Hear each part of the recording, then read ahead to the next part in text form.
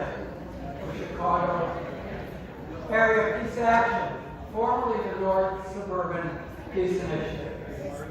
Before we get started, I want to thank a few folks in particular. Kurt's Cafe, caterers for the evening.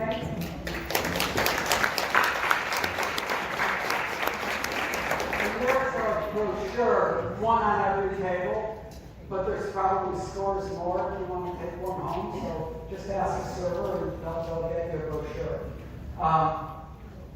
The Irish American Heritage Center, our hostess for the second consecutive year, Marty and Erica, and I don't know our second bartender's name. Elizabeth. So, thanks you guys for making this all work for us. And Andy Fair for filming us once again.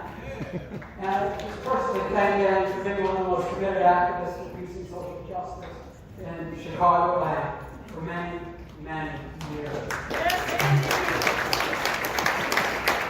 And I got to see former Commissioner Larry Suffolk in the group tonight. Larry, are you here? No. But in your program, you'll see Larry on the host committee and his wife Gloria, former county commissioner, who has been a tremendous supporter of this organization for decades and decades. So thank you. And I want to acknowledge and inform you of one person who you're not seeing up here tonight, the beautiful countenance and energetic spirit of our advocacy and organizing director, Charles Johnson, who's rehabilitated from a recent health issue and asked that we express his regret for not being able to attend in person tonight, but to let you know he was very forward to seeing everybody in the next couple of months at future events and gatherings both on Zoom and in person. And then I want to acknowledge the Nobel Committee in Stockholm and their choices this year of both the Nobel Peace Prize and the Nobel Prize in Economics, both recipients whose work touched significant issues for this organization. The Norwegian Nobel Committee has decided to award the Nobel Peace Prize for 2024 to the Japanese organization, bear with me on my pronunciation, Nihon Hidankyo, a grassroots movement of atomic bomb survivors from Hiroshima and Nagasaki, known collectively as the Bakusha, for their efforts to achieve a world free of nuclear weapons and for demonstrating through witness testimony that nuclear weapons must never be used again. And let me add, if you're contacting either of our senators, Senator Buckler or Senator Durbin, you might just ask, why can't we sign the International Treaty for the Prohibition of Nuclear Weapons and join 194 nations in the world in doing so? I'll be speaking on a panel on October 26th. We'll send you guys, it'll be by Zoom. It's happening out in Massachusetts. We'll send a couple emails out on it regarding the $1.7 trillion boondoggle that's passively referred to by our government as the Nuclear Modernization Program, but it's aptly known to be the birth of a new nuclear arms race. As the song says, when will we ever learn?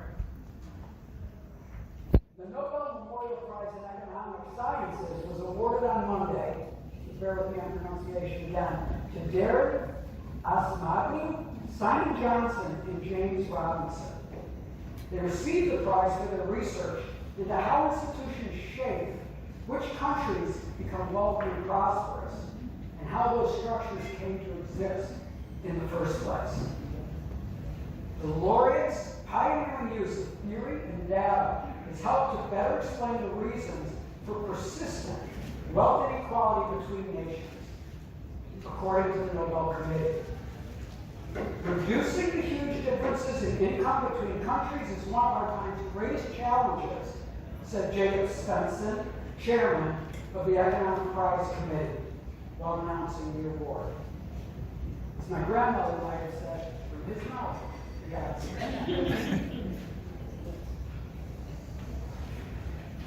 working. And that's a really good segue for our topic this evening. Prioritizing human dignity in a time of division. Because what the chair of the Economics Prize Committee so clearly articulated is not just true of countries. It is equally true of the societies inside those countries. And how we recognize and incentivize the allocation of resources in a society is deeply intertwined with how we afford dignity to members of those societies. And that is deeply connected to how we rationalize who deserves dignity. Because we've spent more than 40 years bifurcating our society on the anvil of deservedness. Who deserves to live here? Not anyone from the outside, certainly not if they don't look like us. Who deserves justice? Not anyone who's transgressed at one point or another, like fallen victim to a drug habit or petty criminals, unless, of course, they have the personal financial resources to rehabilitate themselves. Not our job to help. Where did we lose our way in the pursuit of meritocracy? Where did we lose our way in prescribing ourselves as the arbiters of deservedness? Where did we miss the simple truth of the old adage, there, but for the grace of God, go I? Tonight, we'll take the first step in exploring how we can begin to use the prioritization of human dignity as a guiding principle in shaping society, and perhaps shed some light on how we arrived at this point and how we can grow from here. I will leave it to our distinguished panel and moderator to guide you through some of these questions after dinner.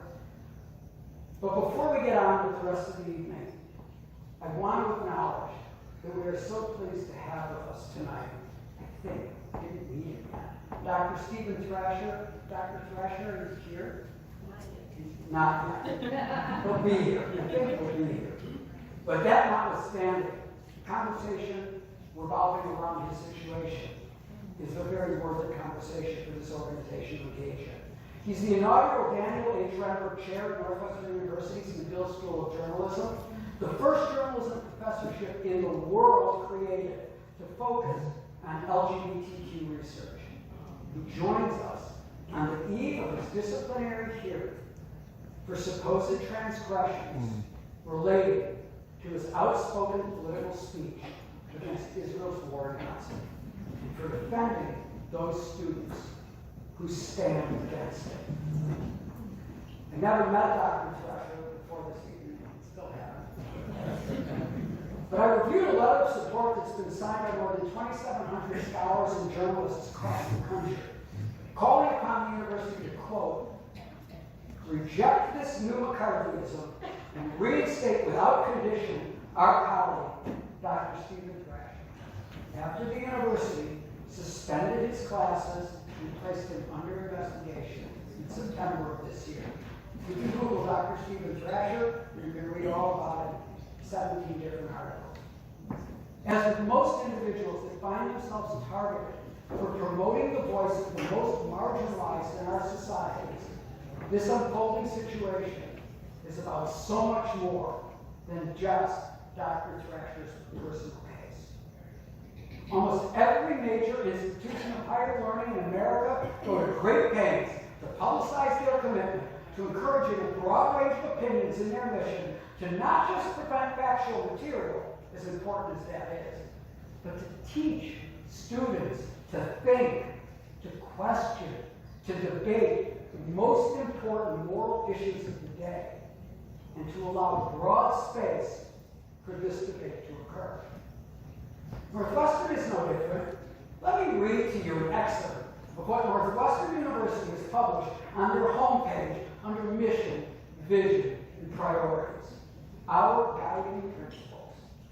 We transform society. We grow leaders.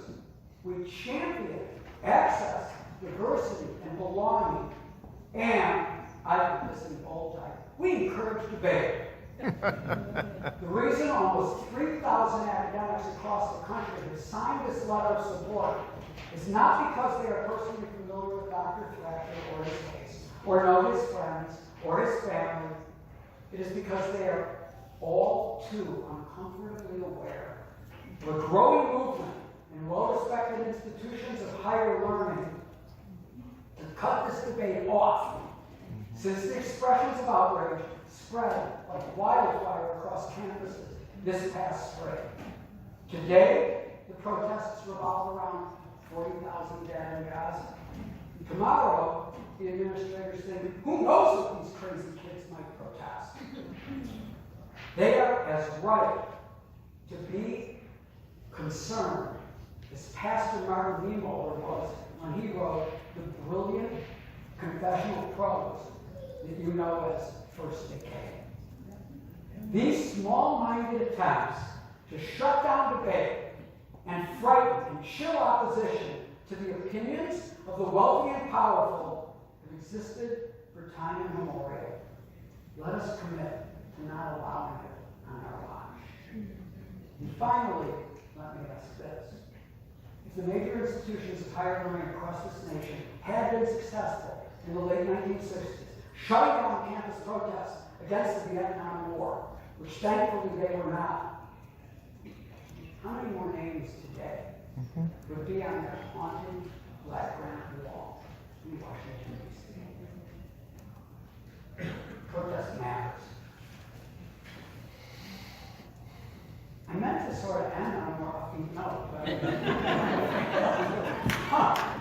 and thank you again for all being here. So relax, enjoy. We have a great program for you tonight, and thank you.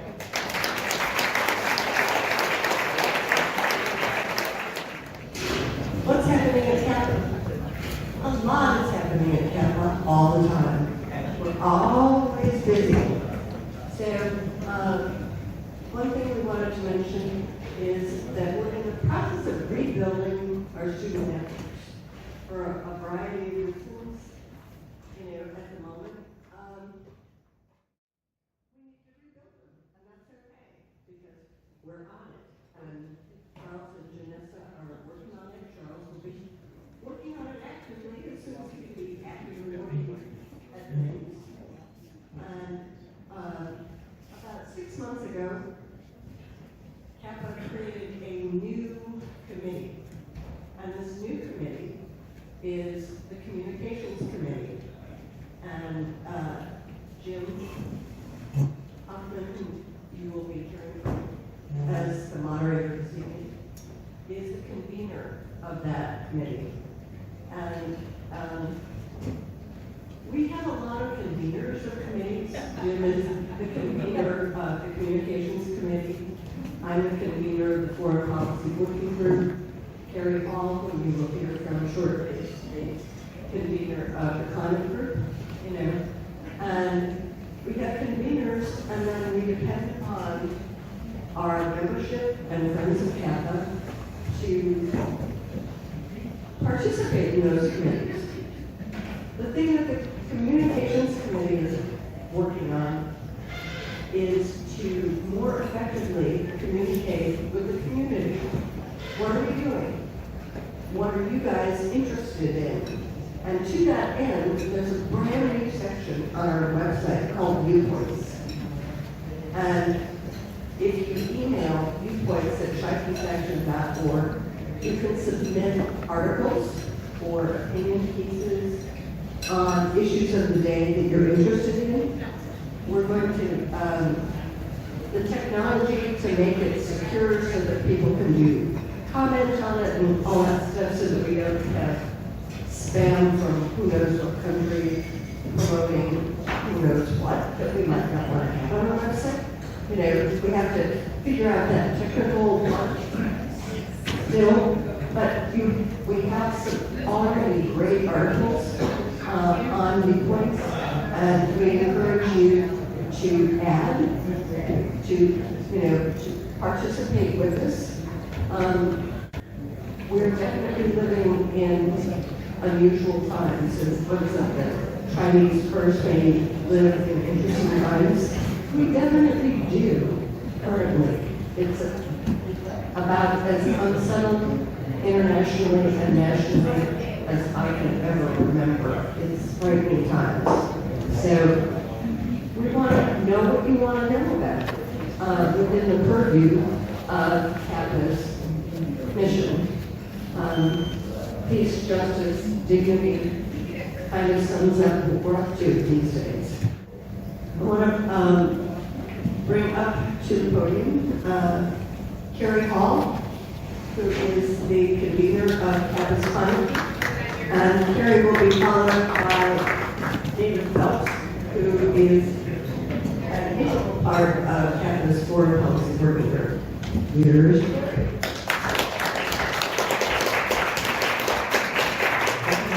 John, well, thank you all for being here, and thank you, Marcia. I'm going to talk about the climate group, and there's actually a quiz, so let's listen carefully. The 5 main priorities for our climate group are as follows. This is kind of code, and we climate people, we kind of talk in code because we are so enmeshed in it, so see if you can figure this out. IRA, HR 598, LNG, Line 5, and GOTP. So there's lots of things we're doing, but these are the 5 I'd like to focus on. IRA, this is the Inflation Reduction Act. It's sometimes important to celebrate. You know, the most important climate legislation in the history of the world. And so we do take time to celebrate. HR 598 is the Earth Bill. The Earth Bill is amazing. You don't know much about it. We're gaining sponsors in the House, including some from Illinois. The goals of the Earth Bill are 100% renewables, zero emission vehicles, and regenerative agriculture. And we're working with a lot of other groups on the Earth Bill. LNG, liquefied natural gas. I call it carbon gas. This is in the Gulf Coast, and we're working very hard in CAPA to limit or stop this expansion. As you likely know, if you're here, we're already the #1 producer of fossil fuels in the world. The fourth one is Line 5. Line 5 is the Line 5 pipeline that runs for hundreds of miles, including under the Straits of Mackinac. And it's an old line, it's fragile, it's a disaster waiting to happen. If you want to know more about this, check out our website, check out the film called Trouble with Water. Or check out the website called Oil and Water Don't Mix. And last is GOTV. That is not get on TV.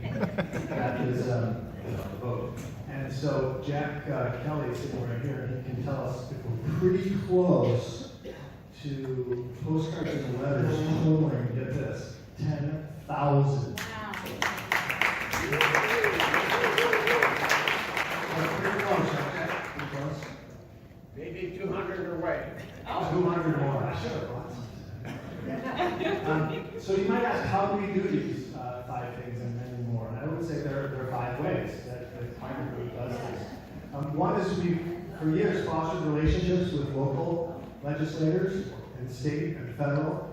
The second one is protest and march, whether it's in Evanston or Chicago or DC. We educate ourselves with our monthly meetings and plenty of emails back and forth, and we educate others. You'll see a lot of reference to this in the program. We coordinate our work with all sorts of groups. You might have heard of 350 Chicago. That's one of the groups we've been working with a lot. We support each other's efforts. And we do something called e-blasts and petitions. And speaking of e-blasts, I'd like to give a quick shout out to, I'm very proud to co-chair the climate group with Jack Kelly. A lot of you know the name, you know Jack, or you know the name. He was the former CAPA president for years, and he brings lots of passion, lots of knowledge to our group in his research and his e-blast. Another one coming soon on the storms that ravaged the southeast in the last month. And Jack also has an actually ongoing relationship with one of the climate leaders of the entire country, Bill McKibben. And I think, just as an aside, Jack gives ideas to Bill. Bill likes them. So, just in closing, I'd like to hear it for Jack.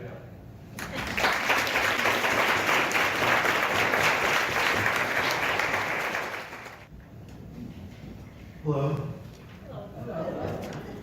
Thank you everyone for being here. The past year has seen the Hamas attack on October 7th. war in Israel and Palestine, and the horrific Israeli bombing in the siege of Gaza and Lebanon. Kappa seeks to educate and advocate on behalf of Palestinian civil and human rights. The current situation in Gaza is horrific and untenable. We are advocating for an immediate, permanent ceasefire and humanitarian aid to freely flow into Gaza. Right at the start, the Kappa Foreign Policy Working Group is consistently organized with the goal to get a ceasefire and an arms embargo on Israel. Kappa had a contingent in the first Evanston All Out for Palestine rally on November 4th, 2023, calling for a ceasefire in Gaza, more humanitarian aid, and an end to the occupation. We spoke out with our friends at Jewish Voice for Peace Chicago and Northwestern Students for Justice in Palestine. We have found that an important role to make in educating the public of the 7 decades of Israeli occupation and the bombing and attacks on Palestine. And state that the U.S. has arrived at a position of fairness and justice towards Palestinians and Israelis, and their equal need for freedom, safety, and opportunity. In February of this year, Kappa co-sponsored a discussion with Dr. Sahir Sahul and Dr. Thayer Ahmad of Med Global to share their first-hand experiences of the terrible medical crisis in Palestine. In April, Kappa co-hosted Out of the Rubble, Gaza Now and Beyond, a discussion featuring Dr. John Kaler of Med Global and Jonah Karsh of Midcon Now on how to bring a lasting ceasefire in Gaza. The war in the Mideast and genocide in Gaza are the foremost crises, but also with the rise of the new Cold War with Russia and China, the Foreign Policy Working Group also advocates and educates about the dangers of a possible nuclear war. For example, in June of this year, Kappa's Data Corps participated in a webinar to discuss the risks of nuclear war and the cost of the U.S. government's war. Working group also had an organized contingent in the 2 marches on the DNC. One was the Bodies Outside of Unjust Laws March on the eve of the DNC to demand federal action to expand access to abortion and reproductive health.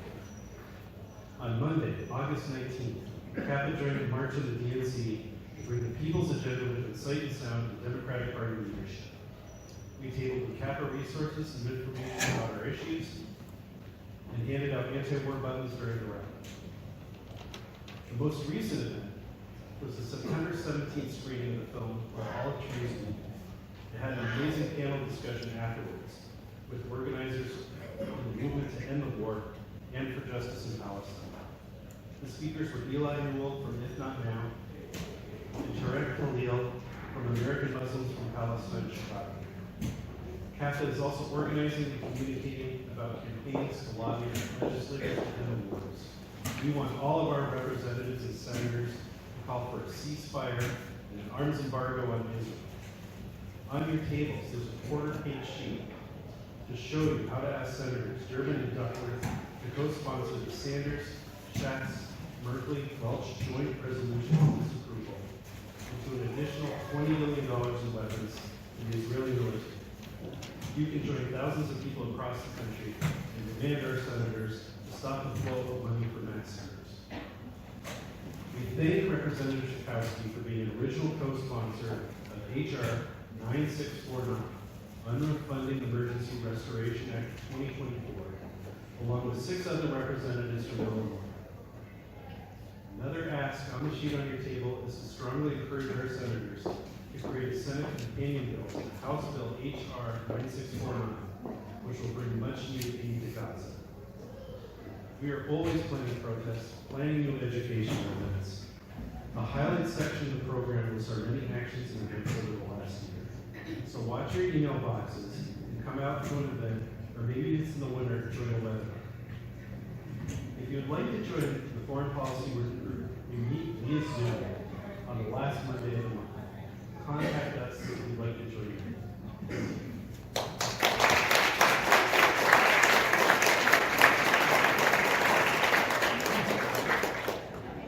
Now we're getting to really the meat of the evening, I think.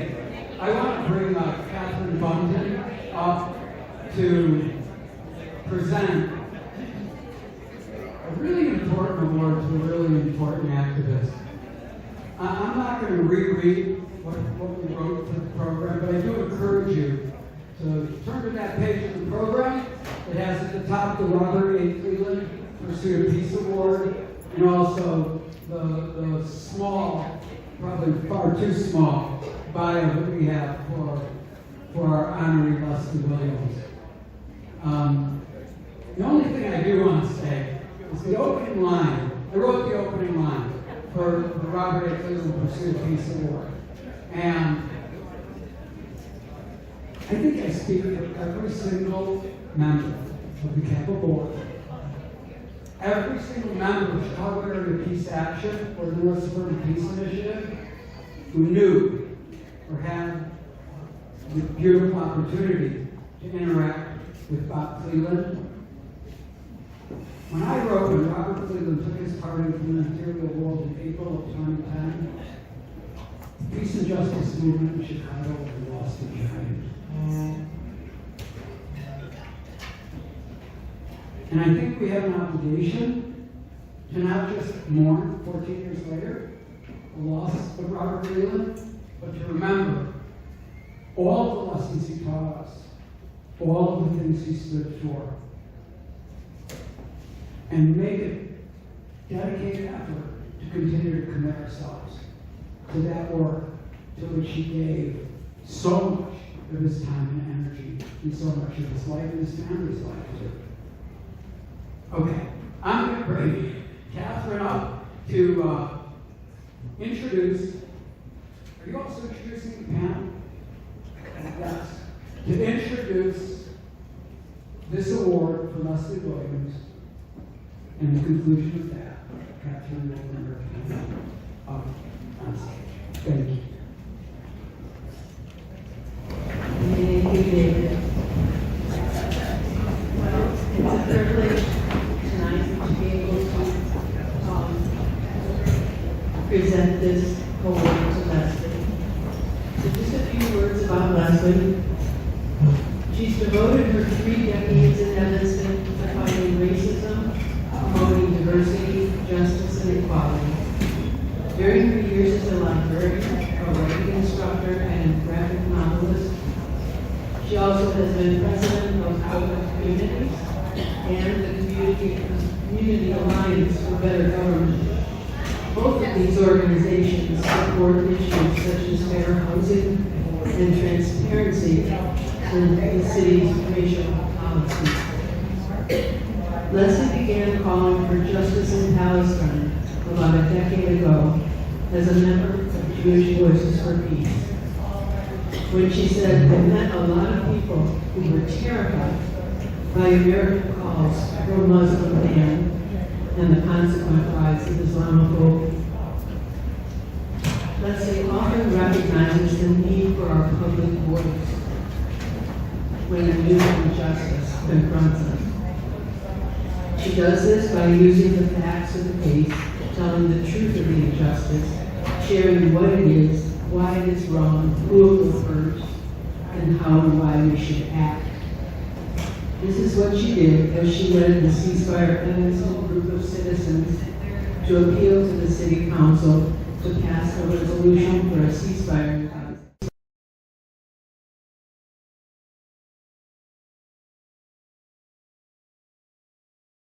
Even though the resolution did not pass, the struggle had a powerful impact on our community. Whatever the issue, Leslie leads with a professional and caring demeanor. Her righteous indignation is always tempered by her internal sense of principle and her personal peacefulness. While Bob Cleveland was described as relentless, but anything but a ranger or a believer, so we would describe Leslie as persistent, without lashing out or belittling others, and anything but a ranger or believer. In speaking truth to power, she leads us to work for the beloved community, where safety and basic needs for human dignity are the norm rather than the exception. So Leslie.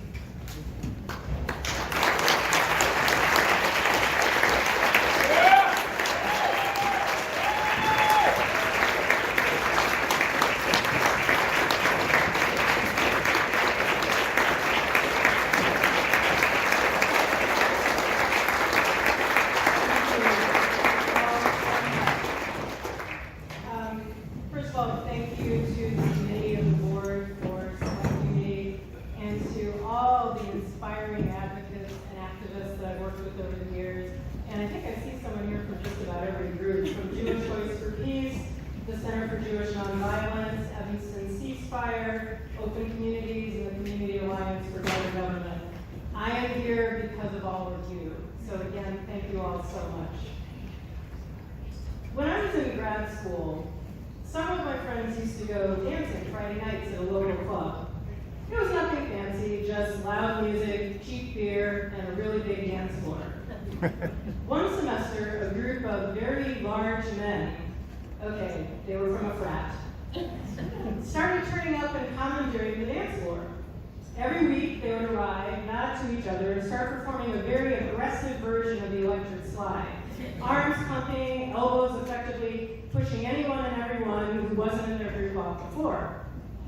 People muttered a bit, but no one challenged them, including the managers. Most of the crowd would just give up and retreat when these guys arrived. But I kept dancing. The guys would shout their trademark, "Booyah!" the warning for everyone to clear the floor, but I kept dancing. Elbows would fly towards my face, shoulders would be shoved into my back, but I kept dancing. At times it probably looked sort of like the Roxbury guys from Saturday Night Live, but I kept dancing, holding my space, refusing to be intimidated by a group of posturing jerks. And little by little, other folks started to come back to the floor. Other folks started to dance with me. Our determination, that solid rock that forced the wave of commando dancers to break. And eventually the frat stopped coming to the club. It didn't happen right away, it took several weeks, but eventually the dance floor was open to everyone, once again. This, to me, is quintessential activism. Being that small, immovable rock that the waves of fascism, racism, and sexism break over. It doesn't have to be loud and showy.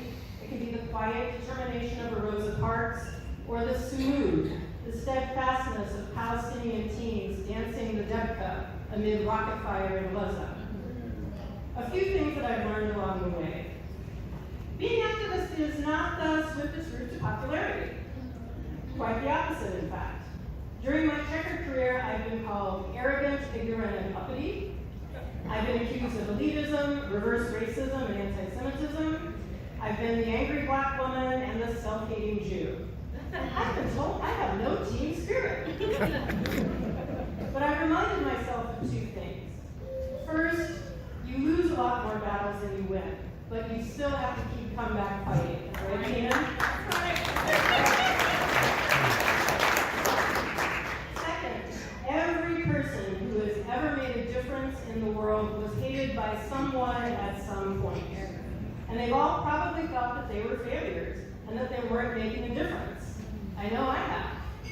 Near the end of his life, Martin Luther King was one of the most unpopular people in America, not only due to his racial justice work, but because he also spoke out against the Vietnam War, and he was making powerful friends uncomfortable.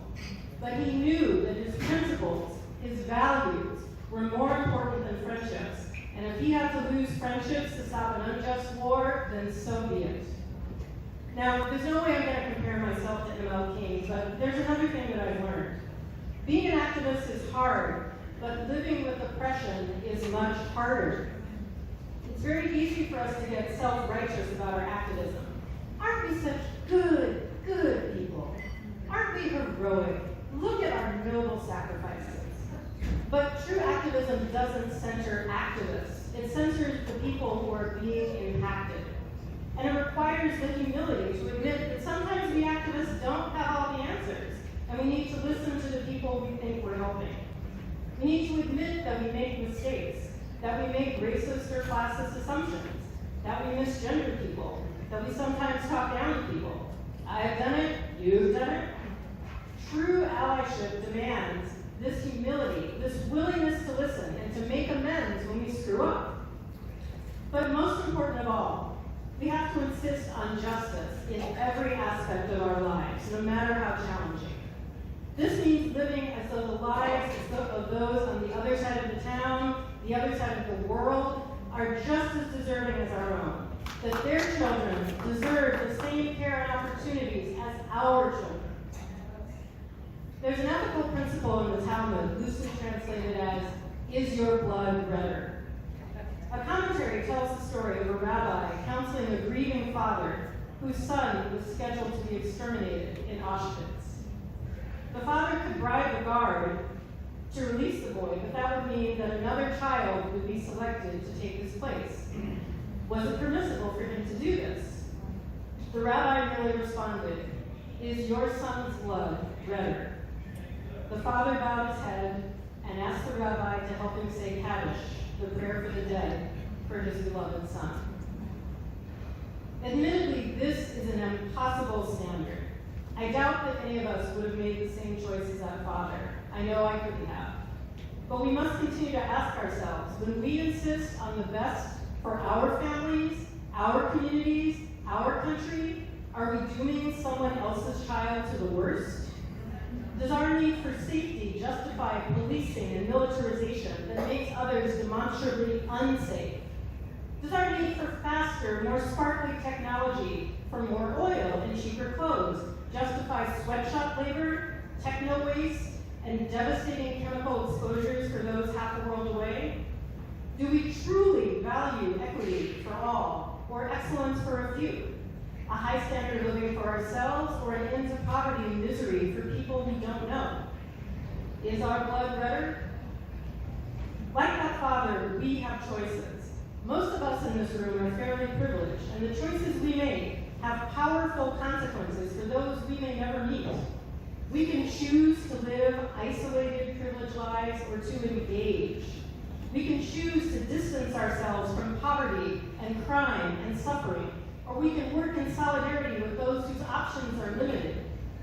We utter a lot of platitudes about equity and compassion and peace, but really all of these come down to justice. It is unjust that those suffering the most from climate change are not the ones indulging in fossil fuels and overconsumption. It is unjust that Black children living on one side of the Dan Ryan have worse schools, fewer grocery stores, and shorter life expectancies than those in Oak Park. It is unjust that people with bodies that don't match their gender identity suffer abuse and higher rates of murder and suicide. These may all seem like different issues, but they can all be addressed by demanding justice and by creating policies that put justice first. This requires courage, but also honesty. It is very easy to allow ourselves to ignore injustice, to listen to the comforting, cynical reassurance that climate despair is overstated. Those people could succeed if they worked harder. The situation is too complicated, too intractable, the solution too inconvenient. Change is hard. Justice is hard. It requires sacrifice and commitment and persistence. We don't like to hear that. We don't like to hear that we may have to pay higher taxes to support other people's children, that we have to pay full price, including shipping, to make sure that working people get a living wage, that we need to eat less meat or limit our air travel to protect our environment. We resist giving up privileges we have come to see as rights. We prefer soothing nostrums about individual responsibility and organizing canned food drives, rather than confronting systemic injustice. We need the courage and honesty to speak hard truths, to ignore those seductive little lies from colleagues and politicians and lobbyists, but also on sitcoms and at church, from friends at the country club and the neighborhood association, from Cousin Bob and Aunt Louise at Thanksgiving. Yes, it is complicated. It's always complicated. But complication is not an excuse for disengaging. It's a call to engage more fully. Yes, you may make mistakes. Yes, you may be inconsistent. But it's better to be inconsistently moral than consistently cruel. And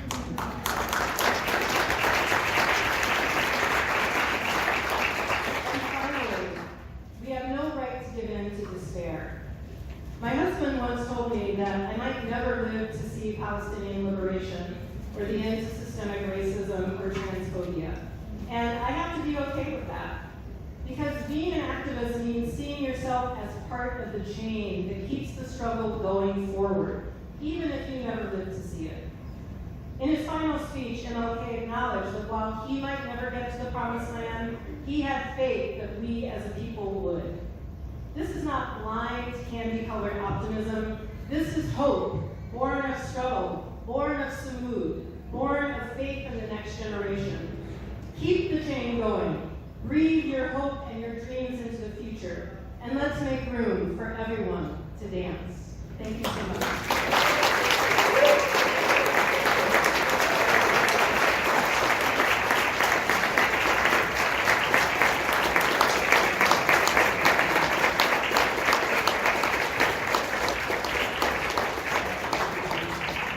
So now, thank you, Leslie. That was stunning. Thank you.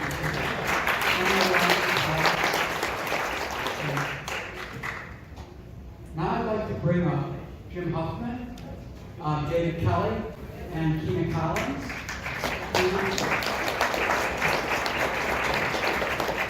I would just share personally, it's one of the true pleasures and honors of my activist life to be affiliated, associated with James Huffman. Jim's new to our board. Catherine Bunton, you met him somewhere on this group. I think she's in the church.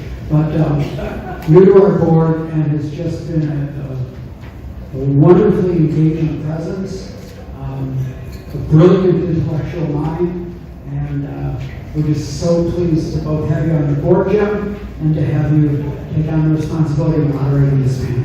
Thank you.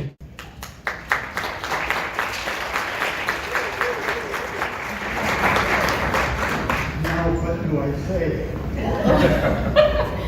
Except that I trusted him before, and now I know he exaggerated.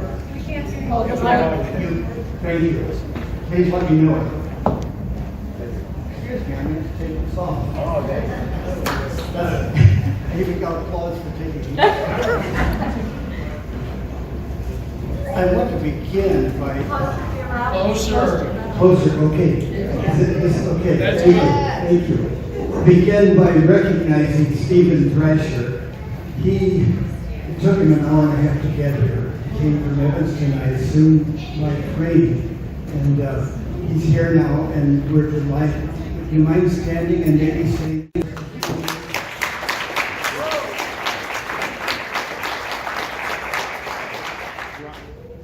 Good evening. I live in the South Loop, not Evanston.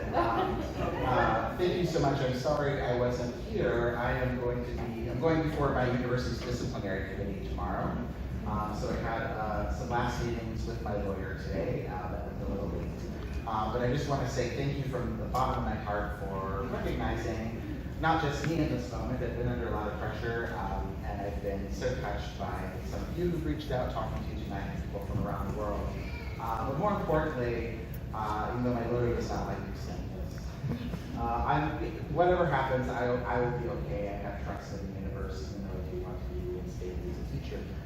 More importantly, I want to say thank you for the important work that you all are doing here in your communities for making space for peace. And I think one of the things that is so important at Northwestern University and the Yale School of Journalism is to create a world where the idea of peace is not verboten for journalism students, but for journalists, to do not think that the idea of objectivity means being warmongers.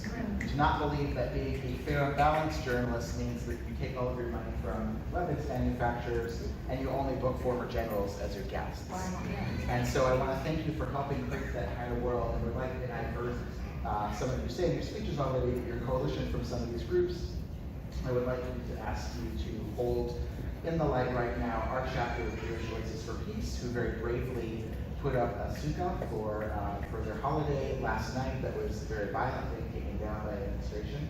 Our very crafty students thought that very, very smart, tried to say this is a religious observation, this is not a protest, and the university wasn't having it tore down.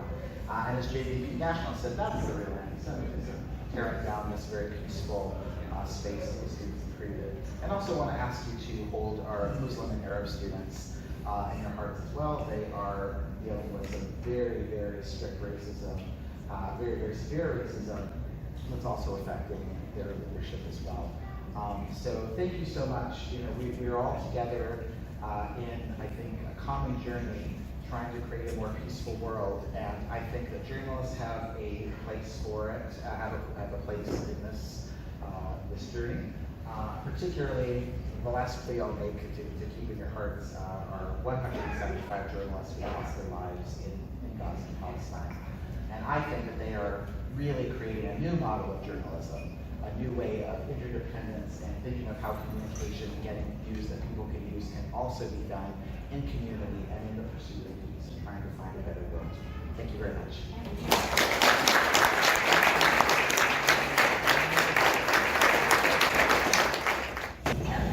And I know you will. I was going to say, tell me if I don't hold it close enough. I have to start with a confession. When Jerry Gorman suggested that the theme for this year be dignity, I was pretty skeptical. I mean, there are so many issues facing us today, and they're the things that get my juices flowing. The dignity, I mean, the issues, I don't need to go through them because we've heard most of them mentioned tonight, but just one that I would mention that hasn't been spoken about very much is that I don't think I have lived in a time in my adult life when the threat of nuclear warfare and nuclear catastrophe was greater. And the current tensions between North and South Korea illustrate that. When the Japanese Prime Minister called the President Tanaka of Hidankyo to congratulate him on winning the Nobel Peace Prize, the President said back to him on the phone, "We have strongly feared that things would go in the opposite direction of what we have been calling for." And that's a real fear. And in that sort of time, just to talk about dignity, well, several weeks ago, there was a debate between Kamala Harris and Donald Trump. And probably the greatest news that came out of that debate was the undignified talk about the Haitian immigrants in Springfield, Ohio, eating pets. I'm from Springfield, Ohio. And I can tell you that what was a promising challenge has turned into an absolute nightmare for that city. And do you know who has shown the greatest dignity? It's the Haitian community there.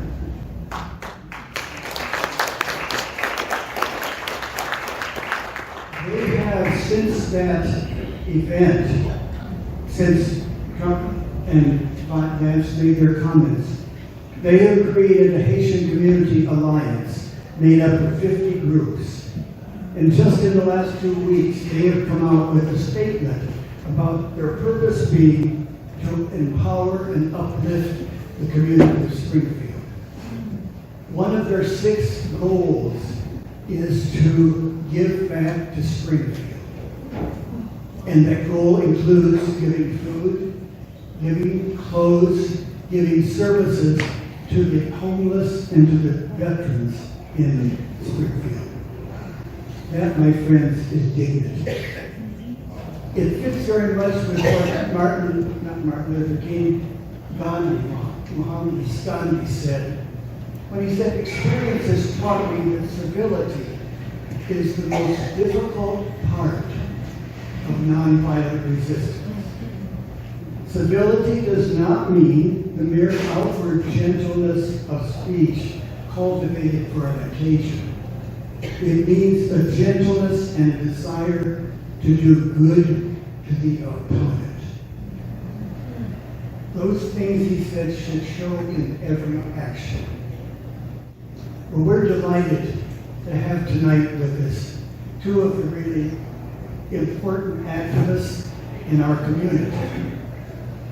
People who have given their lives to making the world, making Chicago better. And we've asked them to talk about what they do and if it fits, how it relates to dignity. Our first speaker is going to be Kina Collins. She grew up in the Austin neighborhood. She went to Chicago public schools.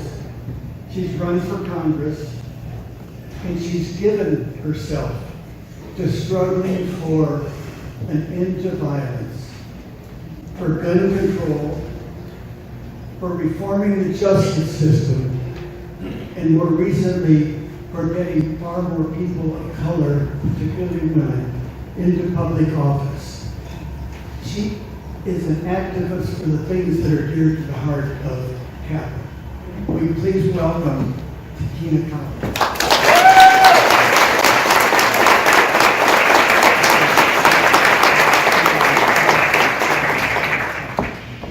Well, thank you so much. I just have to, Jim, I have to have you introduce me everywhere. Thank you so much, Kappa, for inviting me tonight. I just want to hold space to give flowers to Leslie. I'm just so honored to even be in the same sphere with you.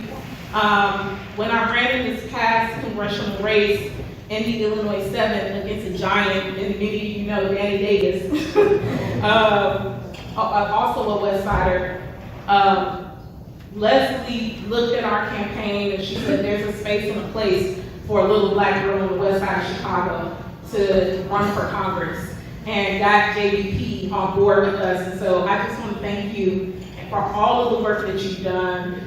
This award was very well deserved. So thank you.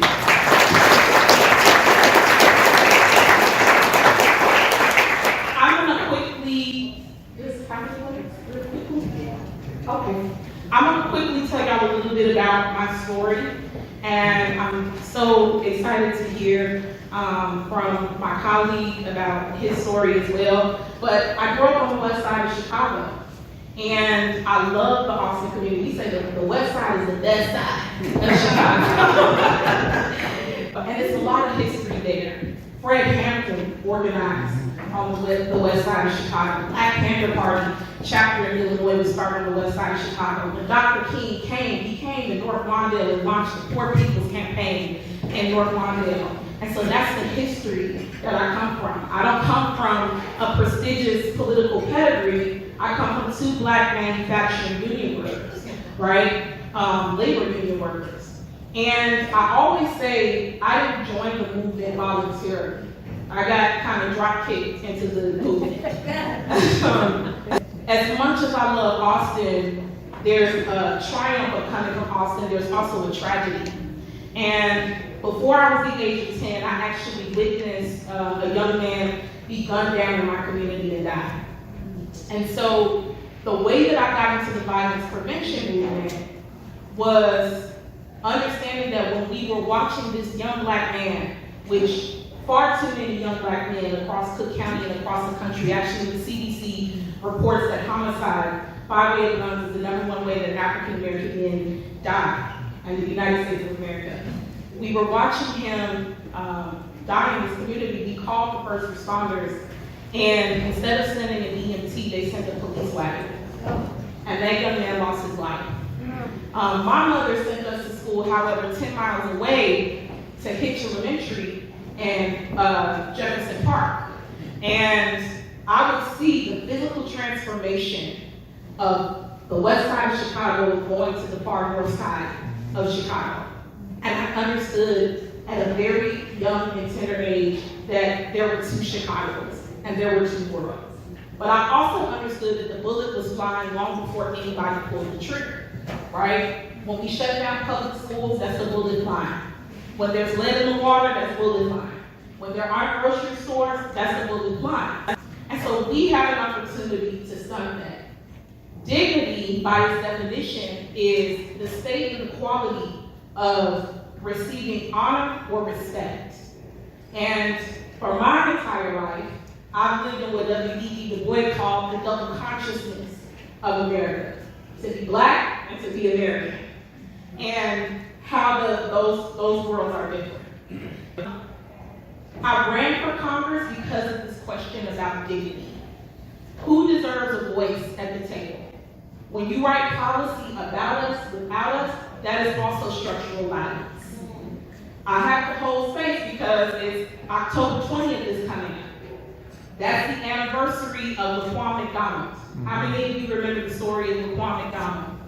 17-year-old shot 16 times by a Chicago police officer and also left for dead.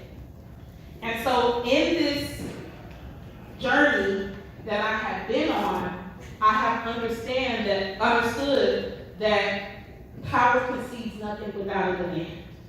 And that we have to be that demand of dignity for communities that often get left behind. And so today, I hope that when we delve into the questions that you all have, you take yourself out of the position that you're in and think about and put your shoes in the positions of so many people who should be in this room but aren't in this room because they're dealing with the everyday realities of what it means to be poor, to be disabled, to be a part of the LGBTQ community, to feel excluded, and how we might be playing a part in that ecosystem of not giving dignities to communities that aren't invited to the table. And so, one of my favorite organizers, American organizers, is Ella Baker. And Ella Baker said, who are your people? Who are you accountable to? And that tells you the work that you'll do and why you're doing that work. For me, my people are the people who are unhoused. It's the people who feel outcast, who feel silenced. Who are those folks? Reach back and bring them into the spaces that you're at, because if it's only y'all at the table, that's the wrong table to be sitting at. So I'm gonna pass it over to my colleague, because I do want to give an opportunity for us to answer questions for all of y'all, but really I just want to thank Kappa, not only for supporting me just in my run, but also paying attention to those communities that I'm speaking about and saying that we deserve a voice too. Thank you.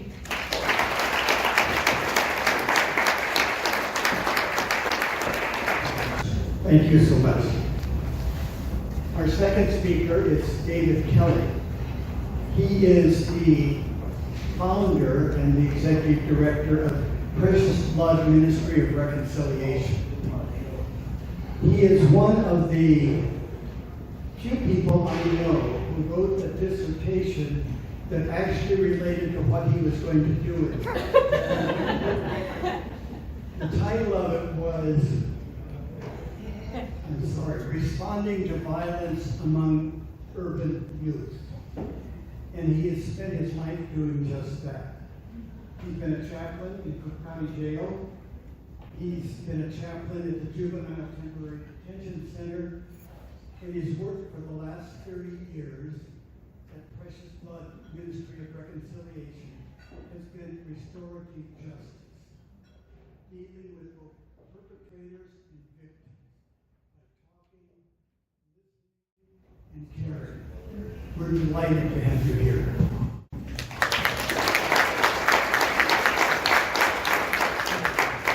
It's an honor to be here. It's an honor to be with you, Kina.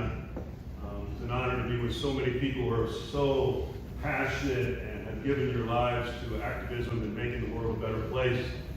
It's also a great honor to be with these young men and women from Kurt's Cafe. So I'd love to give up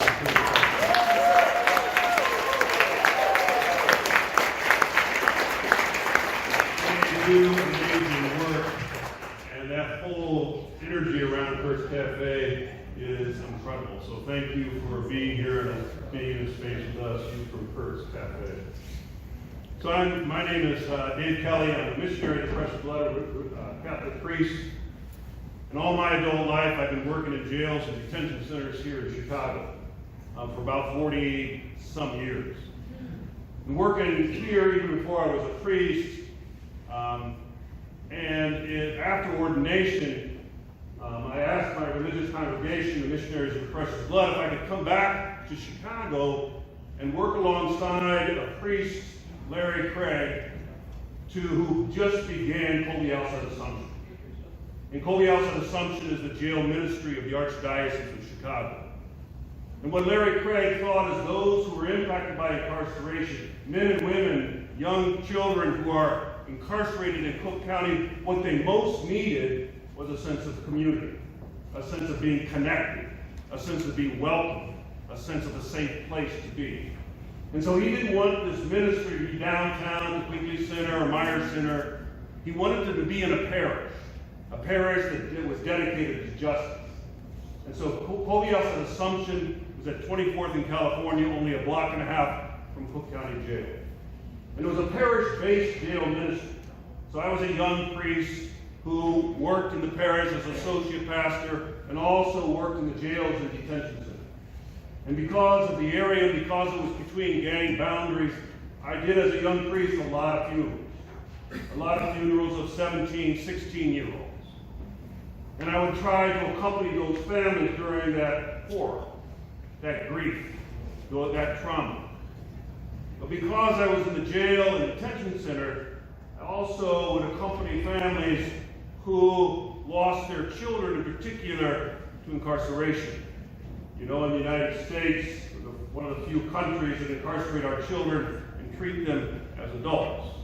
And so many young people, 15, 16 years of age, are given 30, 40, 50 years in prison, even life, without the possibility of parole.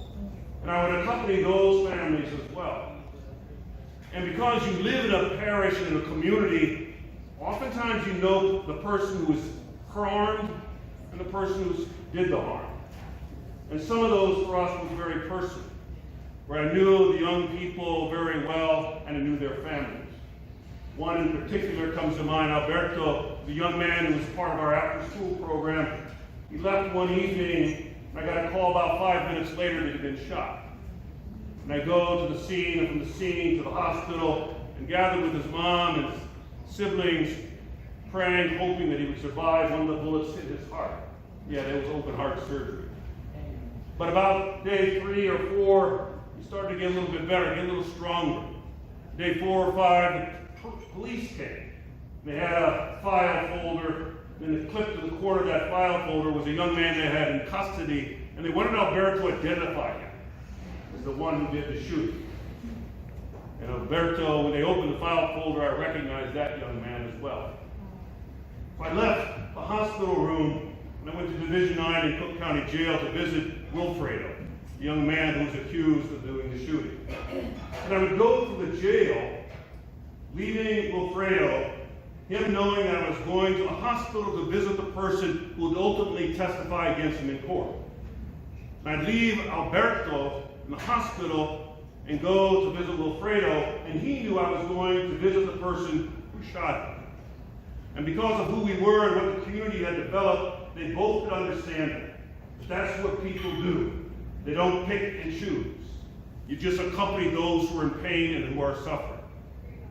About 2.5, 3 years later, when it finally went to trial, I was with Alberto and his mom in a small room adjacent to the courtroom, because you can't be in court and listen to the testimony of other witnesses if you're going to be in court.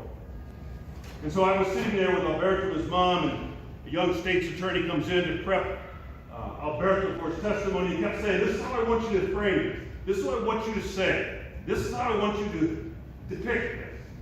We want to send this kid away to prison for as long as we can. We want him to be a deterrent." And he said that over and over, and at one point in time, I just leaned over to Alberto, and I said, "Alberto, just tell the truth." And this young state's attorney gets very angry for me interfering with his testimony. Went to trial, and Wilfredo got 27 years in prison. And Alberto and his mother, myself, were dismissed. And so we were said, "You can go now." And so we walked home. I to the church, they to their apartment.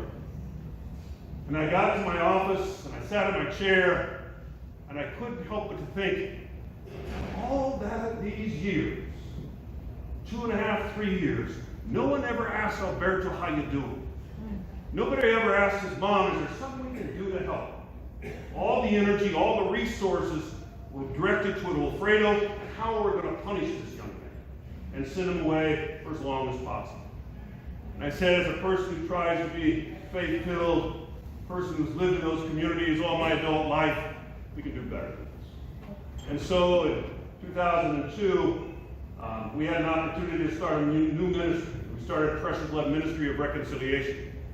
And it's a ministry dedicated to healing and reconciliation, using a restorative justice lens. that it's all about relationships. And when there's a harm done, it's about healing relationships and not about punishing or isolating or calling somebody a menace to society. Restorative justice is a philosophy. It's a philosophy that focuses on relationships and focusing on the needs of those involved. Restorative justice would have asked Alberto, what do you need? What happened to you? Tell us that story, without demonizing and calling Wilfredo a menace to society, one who has to be ostracized from community altogether. Restorative justice is about accountability, but accountability like we love you, but we can't put out. The accountability that you do in your own families, where you want your child to grow up and be accountable, but you want him to grow up to be loved as well.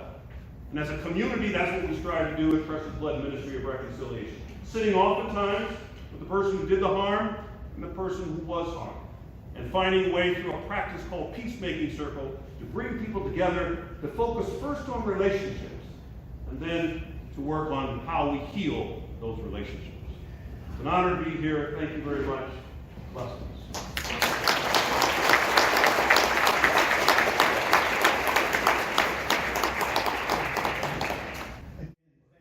Thank you so very much. I also should say, I don't know when I've been at something where two speakers stay within their time.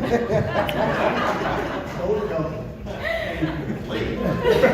I agree with that.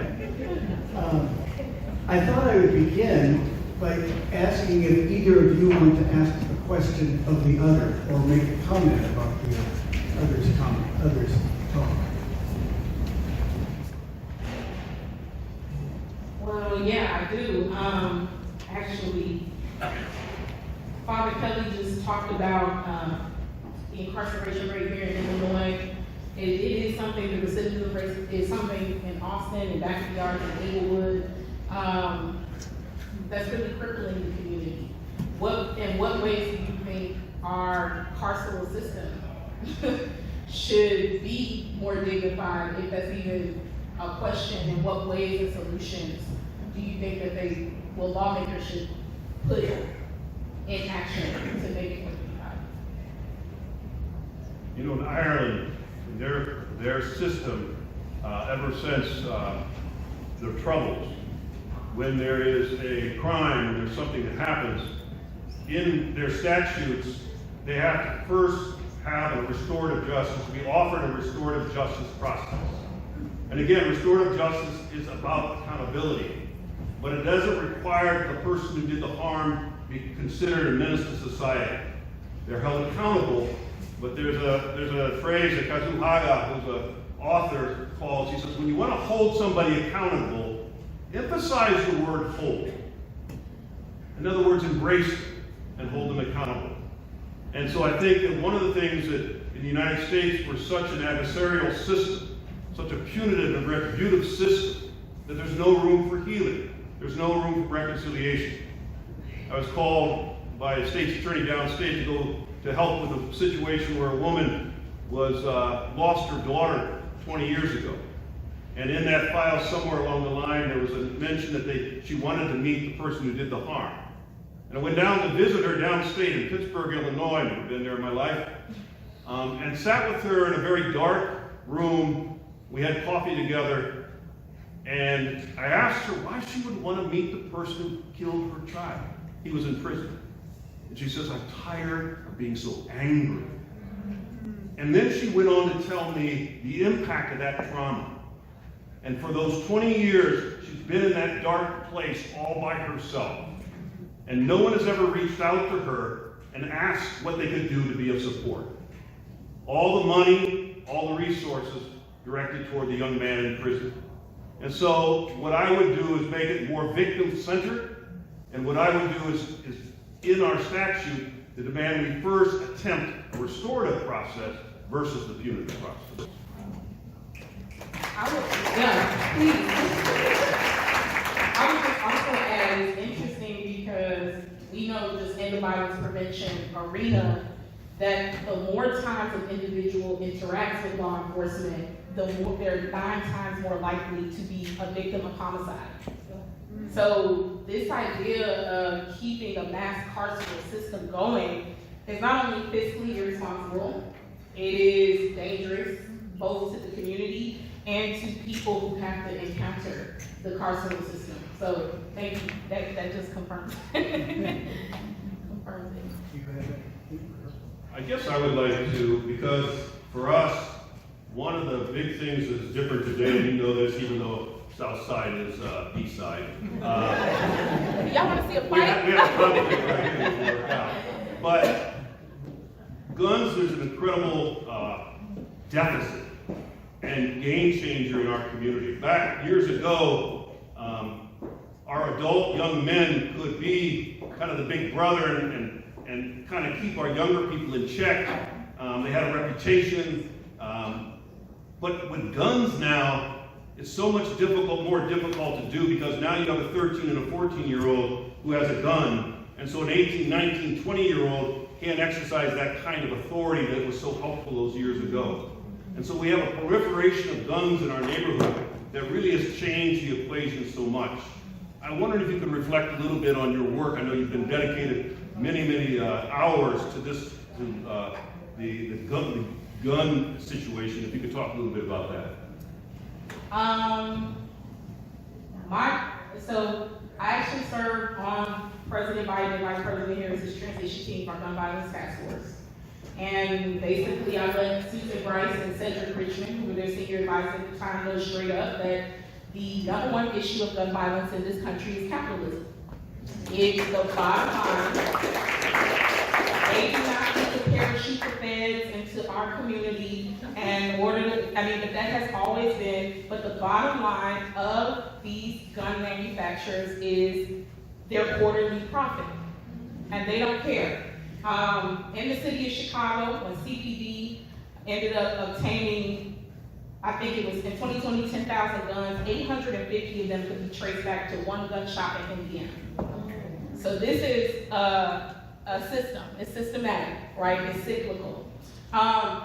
This is a very interesting question because with the generation you're talking about is Generation Z, and they're looking at me like I'm a geriatric millennial. They're like, now I'm the OG, and they're good. But it's also different because of technology, right? And the way that young people are communicating, a lot of the beefs are starting on social media. And so in the way that buddy system used to work was you go out into the street and you have this basically relational organizing.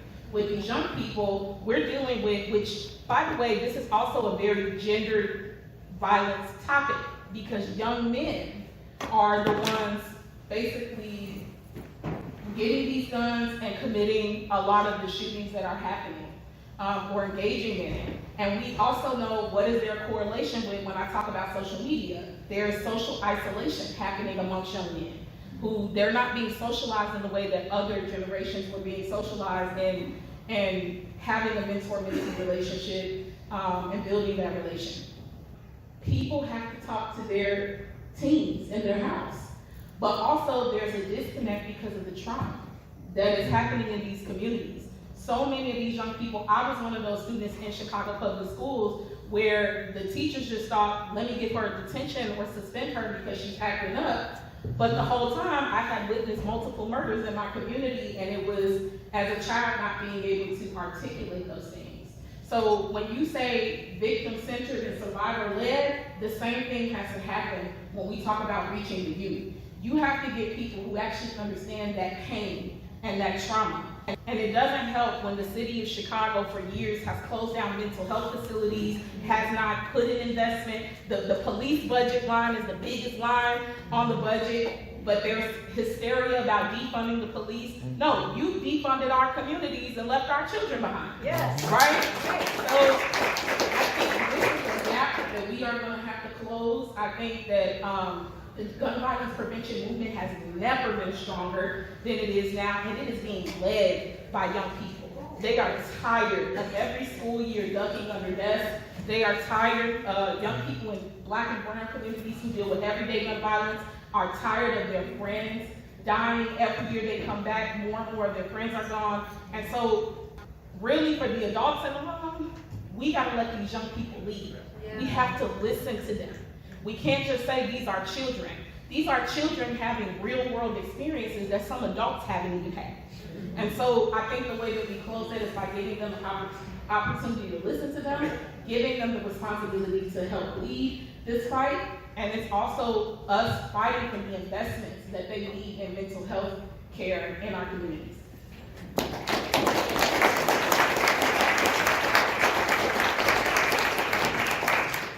Thank you so much. I think in the interest of time, I'm going to segue with a question that was sent in by Jack Kelly, a man we all admire so much. And then after that, we'll turn to you in the audience to ask whatever questions you'd like to for a few minutes. Jack wrote, if you believe that dignity consciousness is a learned experience, what are your recommendations on how we as a country or society provide this education? Any thoughts? Okay, like question first. I come, like I said, the space of violence prevention, and it has to be trauma-informed care, right? And an investment in that. Our investment has been punitive, and we never lived really in a country that has focused on trauma-informed care. And so it's hard for people to see the dignity of giving honor and respect to people that they don't even see as people to begin with, right? They don't fit that box in that category. And so I think that one thing that I've talked to a lot of folks in my circle and sphere is, why are we not talking to folks why are we putting people in these counselor positions who didn't get the opportunity to go to college, but may have the lived experience to do this work? And I think that you have to humanize the folks. I had a mentor years ago who told me, Kina, you cannot lead people who you do not love. If you do not love the people who you are trying to lead or heal, you cannot, because you will never see the dignity and the honor and respect for them. And so that same rule has to apply for the folks that we are putting in the positions to teach communities about this dignity, consciousness, and about community. And it starts with those who are closest to the pain being closest to the power and the decision making on that. I couldn't agree more. Precious blood, we have, most of our staff are those who've been impacted themselves. And so they're the ones doing the work. They're the ones that have, as we call, credible messengers, where they truly are, just by who they are and their presence, can really change the equation big time. I would say, I have a problem with teaching dignity. I would rather say we live dignity. It's hard. I go to Cook County Jail, particular juvenile detention center all the time, and the indignity that our young people are experiencing day in and day out is extreme. And so I think it's hard to teach young people about dignity when you treat them with so little dignity. And so I would say that we need to live out the dignity and not so much just talk about it. Oh, can I add one more thing? And then I think also and this is particularly conversations that are happening in the African American community around the humanitarian crisis which is happening with the migrant influx here in the city of Chicago. I mean, the rhetoric has been crazy.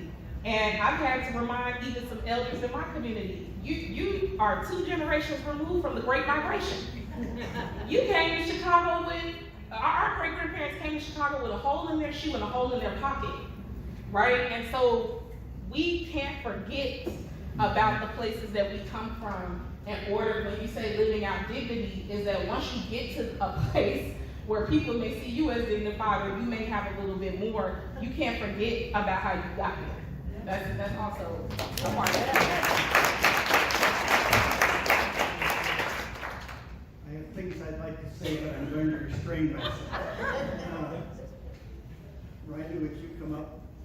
We're going to turn now to questions from you. And Riley Albright, who's a member of the Capitol Board, will bring the mic. We have just one mic.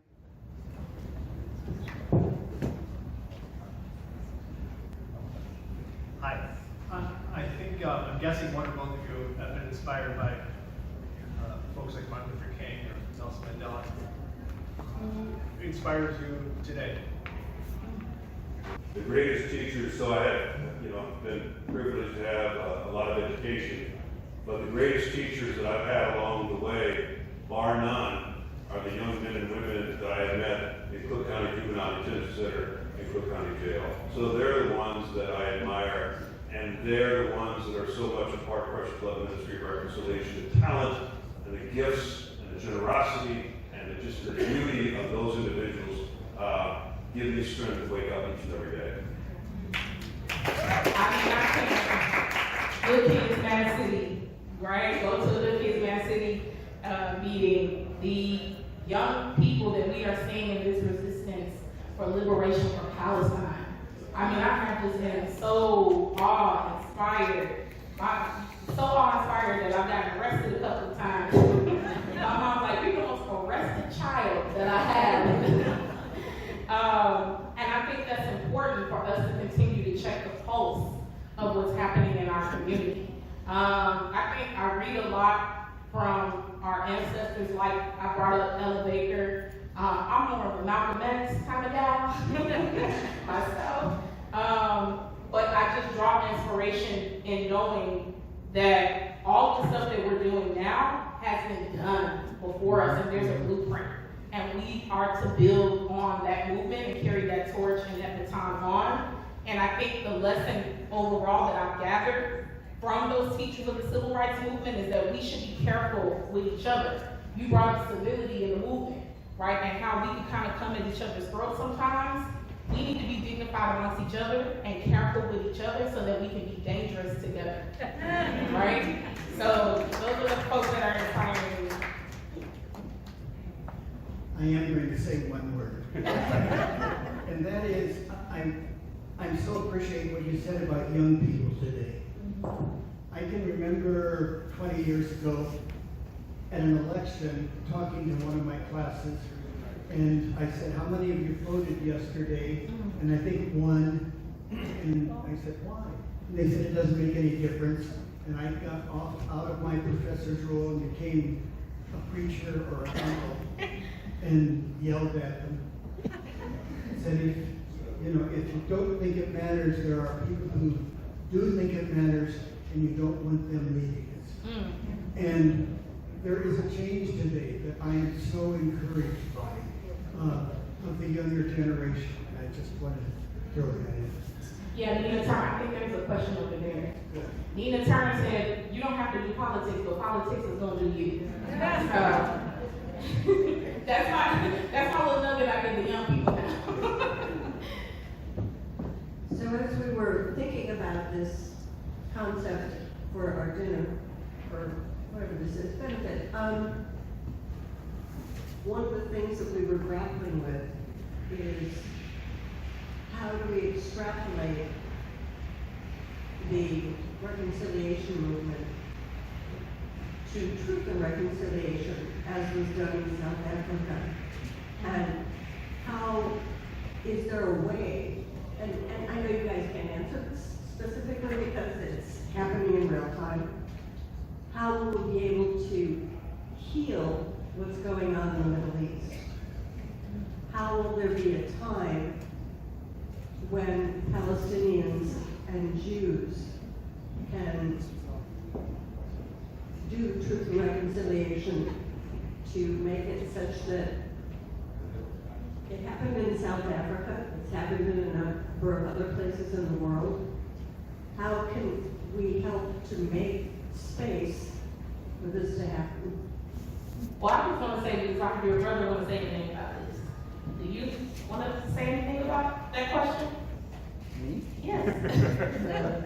You don't have to. I'm no pressure. About, but I do want to, give you the opportunity. well, I would like to first distinguish between Jews and Zionists. Yes, because in the United States, My bad, sorry. yes, the most powerful Zionist right now in the United States is Joseph Biden, who very proudly says he is a Catholic, and he is a Zionist.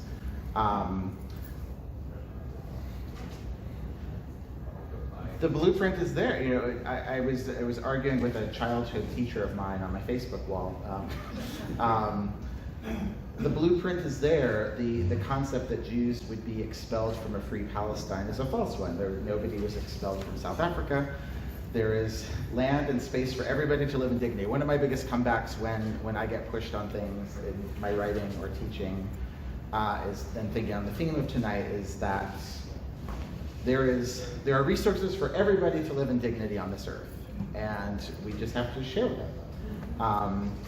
And I have been, you were talking, Father, about something that touched my heart, that I have been so inspired. I have learned so much from my students, always as a teacher, and particularly it's on my heart right now because I recently found, as I've gone through my own troubles, I've heard from students in every class that I've ever taught, and just learned that in the first class I ever taught, one of my students died of an overdose. And he was, his name was Andres Rosario, and he was the student that really taught me how to be a teacher. And in my journey as a teacher, I feel like I become less of a teacher the older I get, and more trying to have a more horizontal role with students, because when we had our encampment at Northwestern, those were the only 5 days that I felt welcome on campus. And I had such a beautiful experience learning the model of exactly what you're bringing up needs to happen, of seeing our encampment happened during Passover. Every night, this is why I found the claims of anti-Semitism so outrageous. Every night there was Passover Seder. Jewish students were teaching about the holiday, and I have such a distinct memory of seeing one of my former students leading the prayer, and they're passing around matzah, and I got the matzah. It was handed to me by a colleague who's Jewish in a yarmulke. I passed it on to someone in a hijab, so we were a Jew, a Christian, and a Muslim all learning about Passover together. And that is what a free Palestine can look like, and that is why I think the United States government is so angry, because it is and this could happen in Palestine as well. It is a multi-faith, multi-ethnic, anti-imperial approach. And I certainly find as a teacher, my students are teaching me this all the time. And I found in the experience of being in these encampments, the process of being in them together with students, picking up trash together, sharing food together, the kinds of experiences you're having here tonight, we don't get, and certainly in kind of elite universities, we don't get those kinds of opportunities to be humble with one another together. And so that humility of being with my students and seeing the way that they are thinking in these really capacious and exciting ways, and the way they're communicating with other young people through social media around traditional journalism, and having, really seeing how many young people in Palestine were touched by what students did here in this country, even though it didn't stop the bonds, but it gave them a sense of dignity.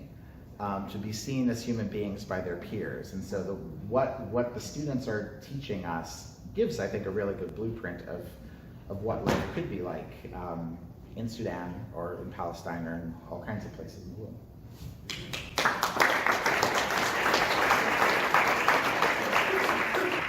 think we have time for maybe one more question.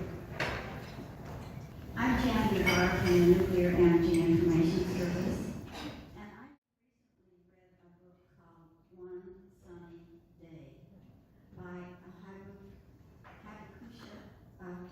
Her name is Heiko Tamura Snyder, and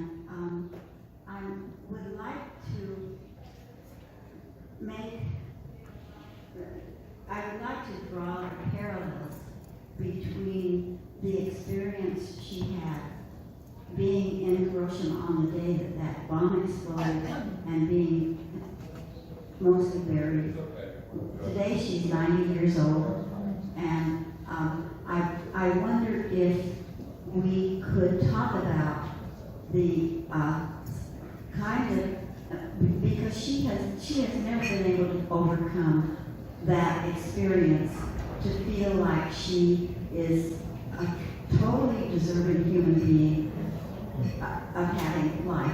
And I think that the kinds of trauma you've been describing are parallel to what she experienced. And I wanted to know if, because today we're honoring the Japanese Organization for Peace and Prevention of Nuclear War, if we could talk about the parallels between what happens to youth on our street and what happened to the people who experienced the explosions in Hiroshima and Nagasaki. I think that violence is unfortunately a universal language all across the globe in different ways. I certainly, while I haven't traveled to Japan or any of the Asian countries, I did travel to Palestine years ago. And I remember going to Hebron, I remember being in Rahat and feeling like global poverty all across the globe. It radicalized me and helped me see that it's not a silo just happening in my hood or my neighborhood in the city of Chicago, right? There were folks who were there who had the same symptoms of PTSD that my family members and that I experienced. And to piggyback off the last question as well, I think that this is going to require a multi-pronged approach. How do we get peace? We have to resist. And Leslie told us it's hard. It's going to take a lot of time. But if you talk to children or you talk to people who are living in poverty, whether it's in Palestine, it's on the south side of Chicago, it's in Flint, Michigan, it's in Germany, it's wherever, that global poverty is interconnected with a lot of the traumas that we all are dealing with. And you have to handle it on an electoral level by challenging the people who are in positions of power, who hold the purse strings and who write the policy. You have to challenge it on the streets to put that fear inside of our elected officials that they actually work for us. And you have to constantly go into institutions and infrastructures that have been put into place to keep us in check, right? For this violence to be perpetuated and to be cyclical. When I say that the number one cause of gun violence in this country is capitalism, I mean that. Wherever you see a ton of money flowing, blood will also flow. Whether that's an open air drug market or whether it's a gun manufacturer not being held accountable by our federal government as mass shooting after mass shooting after mass shooting happens. And so there are a ton of correlations that happen between people who experience, and I mean, a nuclear bomb being dropped and completely obliterating the place that you were born and raised and your family is from, and obliterating everything is it is a different kind of trauma, but it was a symptom to larger issues, other issues that led up to that, of not dignifying and respecting people and seeing their humanity. And so this is why groups like CAPA are extremely important, and why the fight to end a military-industrial complex should be at the center of a lot of our conversations, not just in the progressive movement, but in movements at large. One thing I would add was that what the professor talked about in that encampment that was happening naturally, where those of different faiths, different traditions, different experiences came together and shared the Passover together. That's something they just didn't decide to do one day. That was a relationship that they stood shoulder to shoulder for a while. So it's honoring each other's dignity, honoring each other's past, and celebrating diversity. Celebrating that we're richer because we are diverse. And I think in my world, where we deal with a lot of people who have been harmed and do harm, we create in restorative justice there's a ritualized method of coming together. It's called a peacemaking circle. And it's really coming together, and it's really honoring the stories. It's first and foremost, we are our story, not our issue. And so to focus on our story and who we are as individuals, and when we do that, when people are honored for who they are and their experiences, then those issues seem so less daunting and so more easily dealt with than if we move directly into issues that inadvertently will separate us right from the get-go, and we'll never get the relationship. Thank you so much. I'm really glad we decided to bring two people who are in the struggle. You've taught us so much. And now I'll turn it back to David. Can I just get another round of applause? It's fabulous.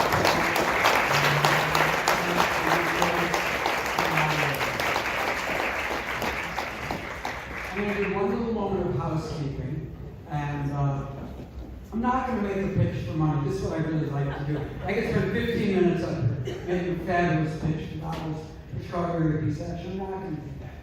What I do want to do is, and we wrote this in the program, we need for this idea of dignity, and how do we phrase it, Jerry? To make prioritizing human dignity the centerpiece for organizing a society.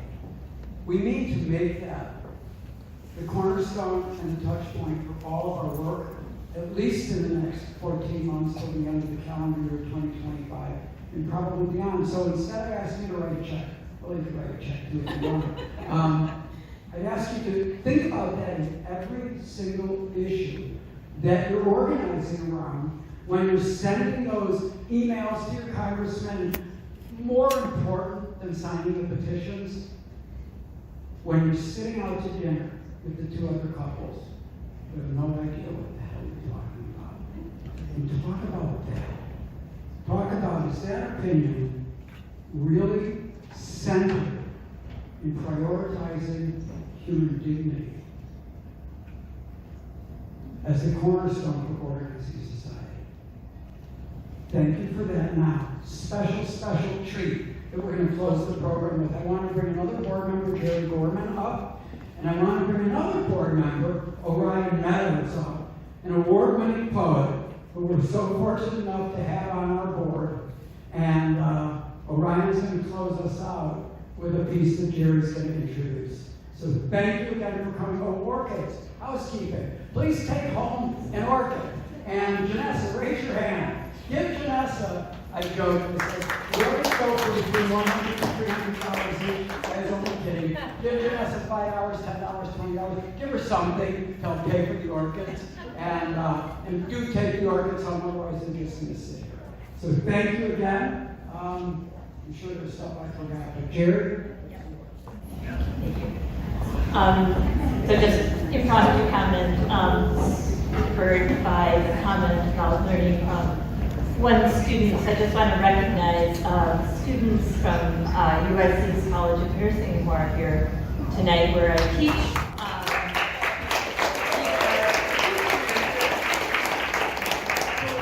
And that the health of the individual is inextricably bound to the health of the community from which they come and to which they will return. And a group of our graduating nursing students are currently involved in doing a restorative justice practicum before they graduate in December. So, great pride. Before I introduce fellow board member and poet Orion Meadows, I wanted to put in a plug for a new fledgling project that we are talking about here at Kappa. So Orion and I, a couple of the staff members and other board members have been talking about a third Kappa working group, one which would be focused on addressing local violence and learning from our community organizations who are engaged in nonviolent strategies for conflict resolution. So if you have been inspired by the work of Father Kelly and Kina Collins, I have tonight, and would like to help us broaden Kappa's vision of peace to include our local communities, please contact us. At this point, we have a concept of a plan,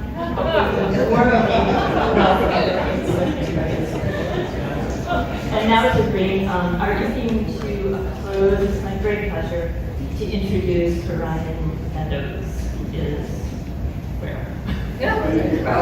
Spoken word performance arts. In 2024, Orion began his tenure at the citizen and neighborhood arts and education project teaching poetry to incarcerated students in the Illinois Department of Corrections, and he was the recipient of a 2024 National Spoken Word Award. Since 2022, Orion has been the lead nonviolence trainer at the Institute for Nonviolence Chicago, teaching Dr. King's philosophy of nonviolence, and as a member of Campus Board, Orion is an advisor on prison reform, higher education. So it's an honor for me to be here. I heard a lot of things that kind of like resonated with my experience and the work that I do. I work for the Institute for Nonviolence Chicago, as Jerry said, and we're in the Austin community, West Garfield, and then we also, they have allowed us to work at Precious Blood. And our outreach team, and so I'm over there about once a week. But I have a lot of ties with Precious Blood, a lot of guys that have come through Precious Blood I was incarcerated with, so I knew those guys while I was in prison. We were all like teenagers, you know. And we had a lot of time in prison. A lot of us, well, some of us actually had more time and ended up getting our sentence reduced or whatever the case may be. Laws had changed, so we got a lot of ties over there at Precious Blood. So it's just an honor for me just to be here with Father Kelly, and the work that he does is just wonderful. I remember reading, they don't have a publication anymore, but Making Choices. I remember I was reading that while I was in the county jail and when I was in prison. I was fighting because they banned it. They banned it in the prison, and I was fighting at the time to try to keep it in the prisons. And you know, there was just a whole lot behind that, but the work that he's done is just wonderful. It touched a lot of people. Hopefully we can try to like get that back. So with that being said, this piece is entitled Leaders of Tomorrow. It was once spoken by a great elder that it's harder to repair men that are broken than to build powerful youth. Utterance of a man born under the brutal hardship of child captivity nonetheless remains a profound and powerful truth. See, there's a war for the heart and soul of our nation. And to fight it, we need the might of an army of powerful troops that possess strength and volition to take the path of greater resistance, raise and build a foundation which will empower our youth, to harness their will and intelligence, to put their innate powers to use, and to fail to embark on such a glorious undertaking, well, that would be like turning our backs to the future and allowing the vicious cycle of history to repeat itself, taking us back through time like in the movie Back to the Future. The liberation we desire is blazed by our creative fire, set free in our imagination as we take captive our future. Not locked in, but locked in. Focused on our endeavors to enrich our existence by amassing in the treasures of the legends of old, about cities of gold and fountains of youth, really speak of greatness in immaterial spaces, not merely geographical places. So when it speaks of the kingdom of heaven being amongst you, it alludes to the fact that the hidden unseen has a higher valuation. In this matrix, we are the movers and shakers of our own fate, generating wealth for our future generations, not waiting but taking our stake in our birthright, like the story of Jacob, whose DNA makeup had the making of many nations. See our greatness, we embrace it. So in the face of tribulations, we don't fret, but instead we brave it, refusing to be intimidated, because we know that through we grow to reach the fullness of our creation, inundated with an anointing in which we are graced with the purpose for which we were birthed with, to be beacons and demonstrate what the true wealth of the earth is, to be both light and salt of the world, to preserve it, consistently conducting our business like merchants, but not for the sake of exploitation, but to be custodians and caretakers of nature in which we are servants, standing on our square like carpenters and architects that build, still with the genuine inclination to heal like surgeons, emerging like the phoenix out the dark dust, a better version, replenished, more resplendent by the very fires that we were purged in our Mississippi. But right here in this windy city, it determines, it takes its damage and turns to fuel to feed the flame of a passion that's so fervent. With your Congress of clergy, realize your call is worthy. So ball until you fall, leaving it all on the floor like the late Kobe Bryant. It's time for you to hang up your jersey, meaning give it your best, looking back with no regrets, but instead feeling blessed, seeing the light of tomorrow shining bright in the eyes of the generation that's next. Whether you were here teachings of the Buddha, Muhammad, or Jesus, or rock with the agnostics or simply a non-believer. I believe this is something that we can all come to. There's still beauty that resides. You just have to open the eyes of your heart to perceive it. For the true measure of a leader is not to attain stature of an elitist, but to do the most being the least. So when your time comes to cease to exist, posterity will subsist, living in a greater world than what you inherited once you leave it. That's my time. Thank you for listening.